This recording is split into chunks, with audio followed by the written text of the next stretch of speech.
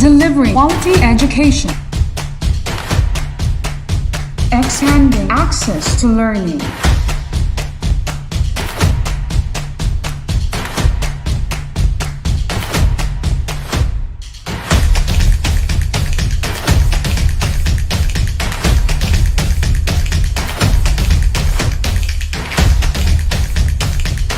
The official TV-based instruction of Tagum City.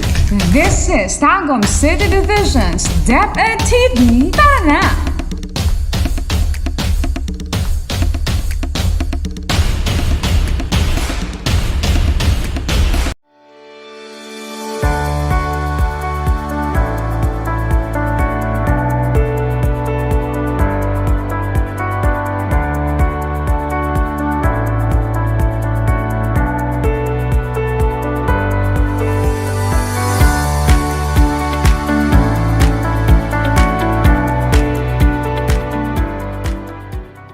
Hello learners, how are you today? Are you doing great right now? It's nice to hear that. Today, we will have another fun and exciting learning. Just watch and learn. I am teacher Journalistic and I will be your teacher in this episode. Are you ready, kids? Very good! Come on!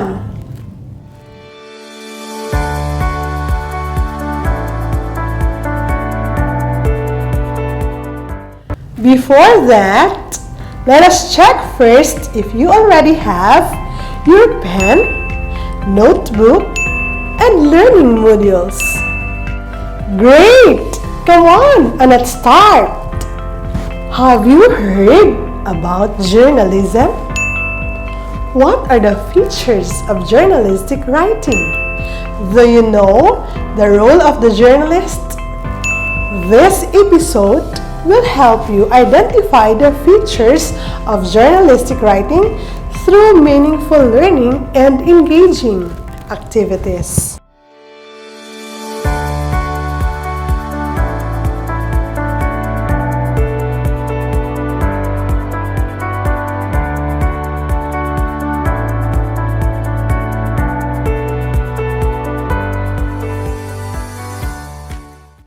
Welcome to English 4, Module 4 for the 4th quarter. At the end of the session, you will be able to identify the features of journalistic writing, give the definition of journalism, and appreciate the role of campus journalists. Do you have radio or television at home? Have you read newspapers or magazines? Those are most common source of news. News helps keep informed people about job opportunities, home management, education, finance, and budgeting, sports, leisure, and other current trends. This is where journalism takes place, as it is giving people a voice to express their opinion.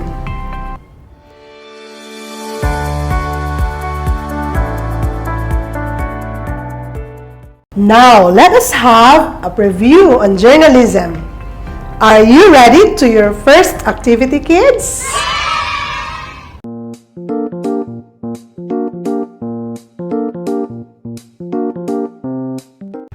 Identify whether the action in each item talks about journalism or not. Write yes if it does and no if it does not. Write your answer in your notebook. You will be given 5 seconds to answer each item. Let's start!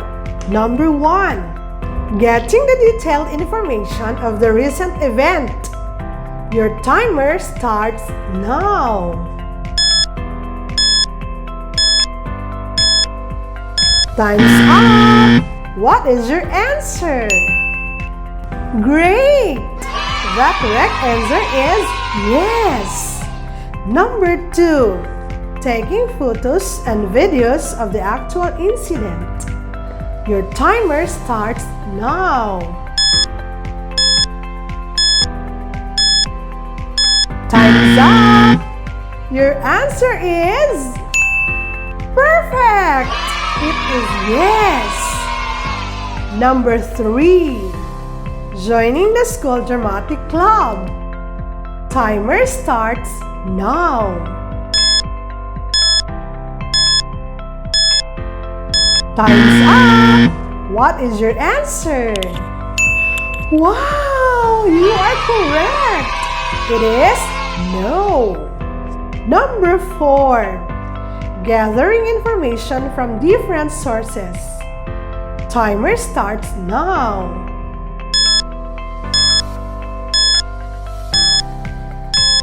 Time's up! What is your answer?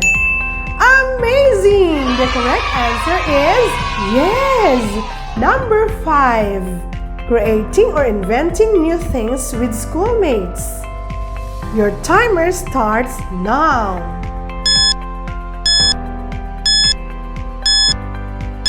Time's up! Your answer is correct! It is no! Good job, kids! That was a fun activity!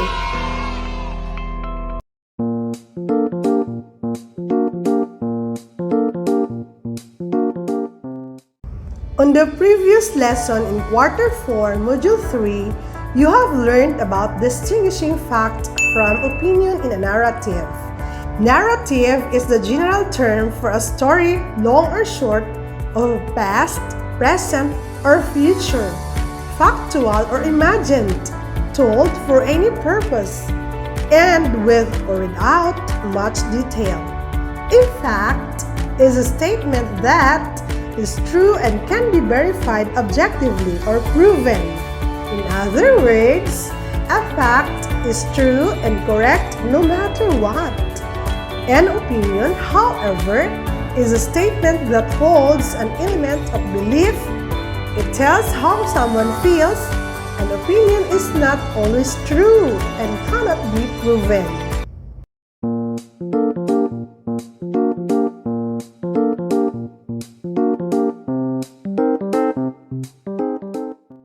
Knowing what's happening around is important, especially in this time of pandemic or even in ordinary days in our lives.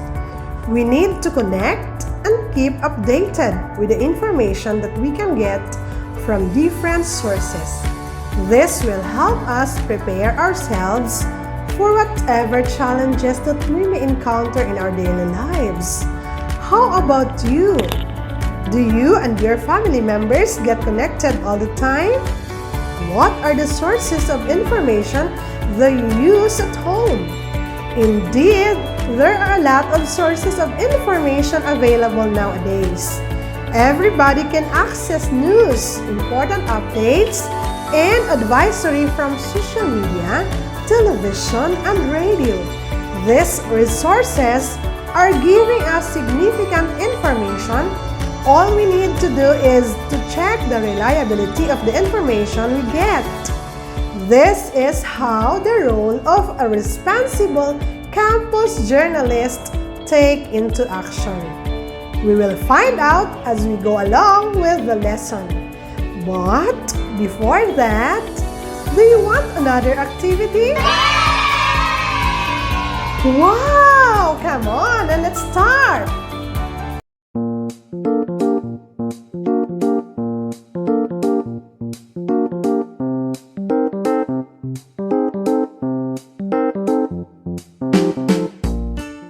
Look carefully, the Jorn sweets on a plate. Each candy is numbered 1 to 5. Identify the media platform inside each. Then, tell what information you can get from it. Write your answers on the table provided. The number 1 is done for you. Write the chosen letter in your notebook. I will give you 5 minutes to do this activity. Let's start!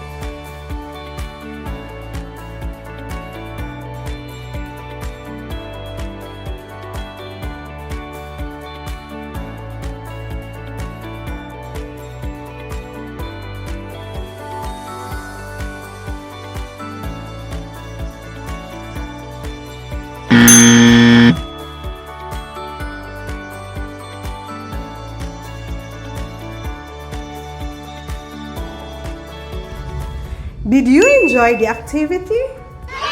Well, every day we hear news about the different things and events. They give us information about the happenings around. We get the information from the varied media platform that you had just identified. They are the fruits of labor and sacrifices of journalists, the persons who compiled, wrote, published, and made the factual, accurate information available to all the people. Always remember that it is our responsibility to check the kind of information that we get from the different media platforms. Great job, kids! You made it this far! You are now ready for the discussion about the definition of journalism, its importance, and the role of journalists.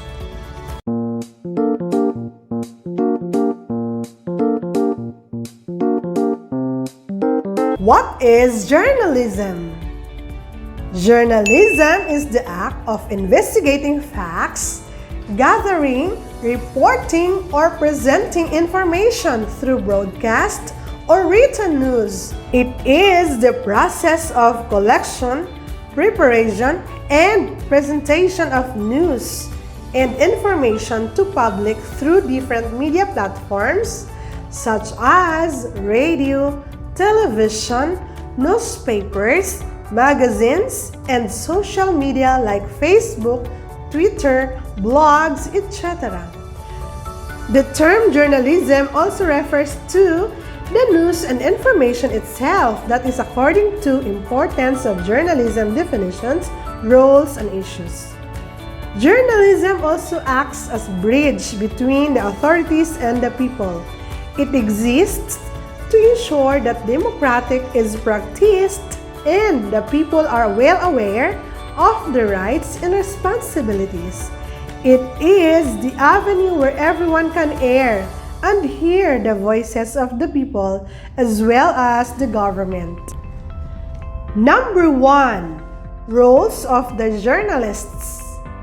Journalists act as instrument of transmitting information to the people in the form of reporting. They ensure that information delivered were accurate and based on facts while they are enjoying the freedom of expression, the most important aspect in journalism. Number 2. Features of journalistic writing. Radio and television broadcasts, news reports, editorials, feature stories, tweets, blogs, and even simple posts of photos giving important details are all products of journalism. Creating journalism articles requires a lot of process such as interviewing, examining, documenting, researching, investigating, and editing before finally presenting or reporting the news. Reporting is done through various types of media such as broadcast, print, and through the internet. Every article should be based on facts and adhere to ethical standards. Let us practice! Now that you already know about journalism, let us do this activity. Read a statement below and choose the letter of the correct answer. Write your answer in your notebook. I will give you 5 seconds to write your answer. Number 1. It is the most important aspect in journalism. A. Journalism. B. Journalists. C. News. D. Freedom of expression. Timer starts now.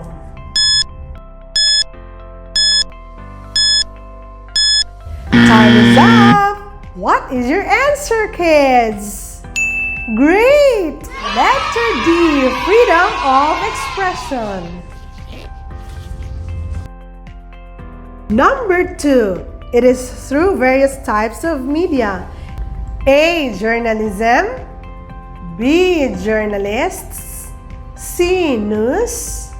D. Reporting. Your timer starts now.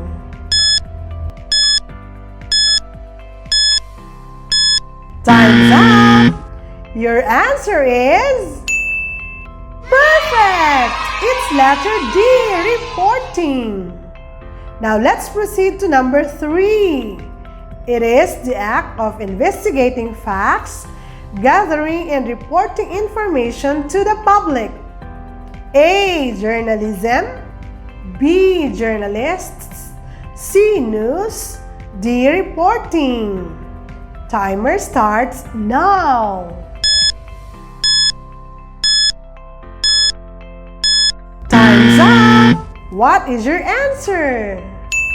Wow, you are correct! Letter A, journalism.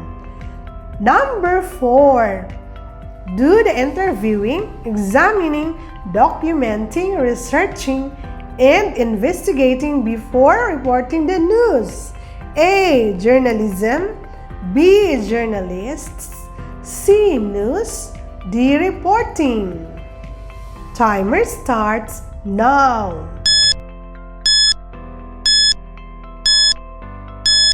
Time's up! What is your answer? Amazing! The correct answer is B. Journalists. Number 5. It is timely, accurate, and factual information. A. Journalism. B. Journalists. C. News. D. Reporting. Your timer starts now.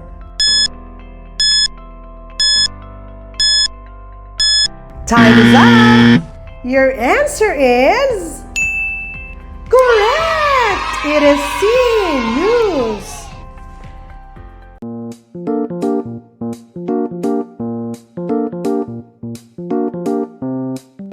Journalism also acts as a bridge between the authorities and the people.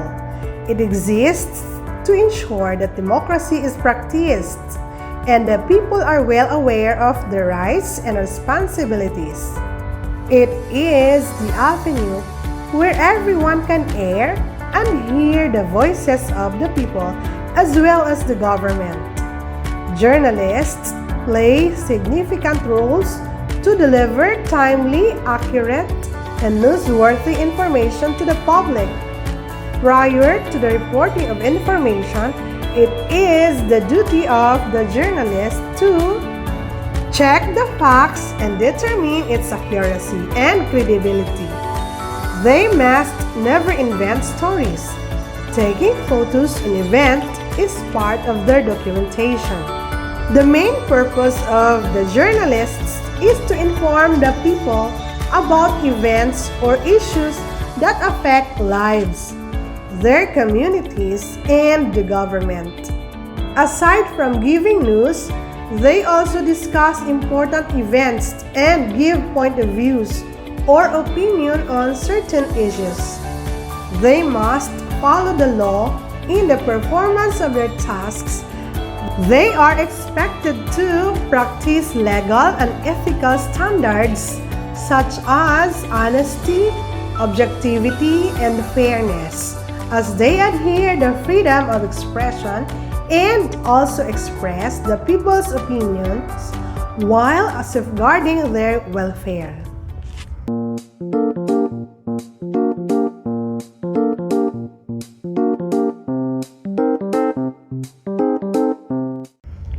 It's amazing how you were able to know and answer the activities. Now, it is time to try the fruit of your journey by answering the assessment. Let us assess. Read the following statement and answer each item. Write the letter of your answer in your notebook. You will be given 5 seconds to answer each item. Number 1. What does freedom of expression mean? A. People are given the chance to express their opinions. B. People receive support from the government. C. People are prohibited to talk negative issues. D. People need to have higher income. Your timer starts now.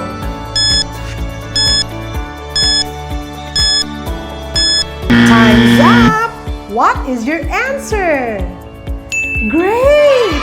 The correct answer is A. People are given the chance to express their opinions. Number 2. Which of the following situations show the impact of journalism to the people? A. News are now published in social media and made accessible. B. People who don't have internet access get news from radio. C. People read newspapers and the printed materials. D. All of the above. Timer starts now.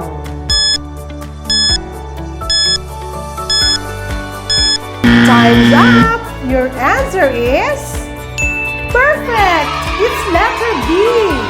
People who don't have internet access get news from radio. Let's proceed to number 3.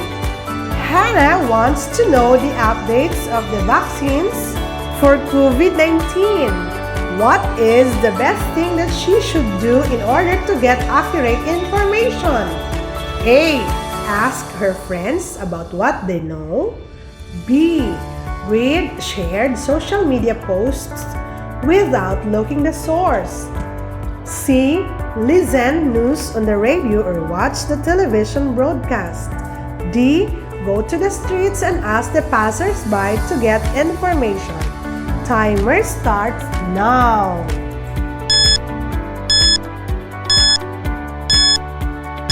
Time's up! What is your answer? Wow! You are correct! Letter C. Listen news on the radio or watch the television broadcast. Let's proceed to number 4. There are netizens that are spreading fake news in social media. How will you know if the article tells truth or fake news? A. Check the source. B. Read all the comments. C. Look how many like the post. Look at the number of shares. Timer starts now.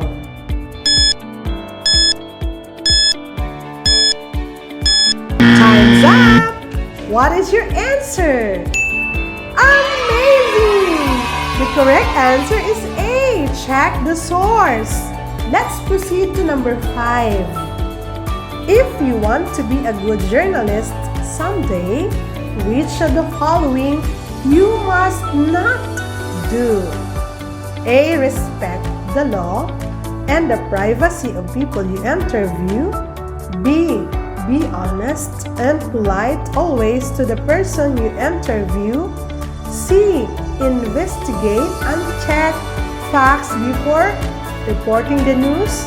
D. Present biased report if someone will pay or favors you.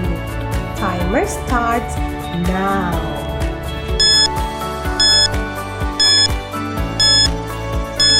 Time's up! What is your answer? Awesome! That's correct! The correct answer is D. Present bias report if someone will pay or favors you. Remember, children, not to do. Congratulations, kids! You did great today! Good job! I hope that you have great time learning with me today. Let's learn more interesting things about English in the next episode. Once again, I am Teacher Jonalyn, and take this quote from Ernest Hemingway saying, "It is good to have an end to journey toward, but it is the journey that matters in the end." Take care, keep safe, God bless, and goodbye! I love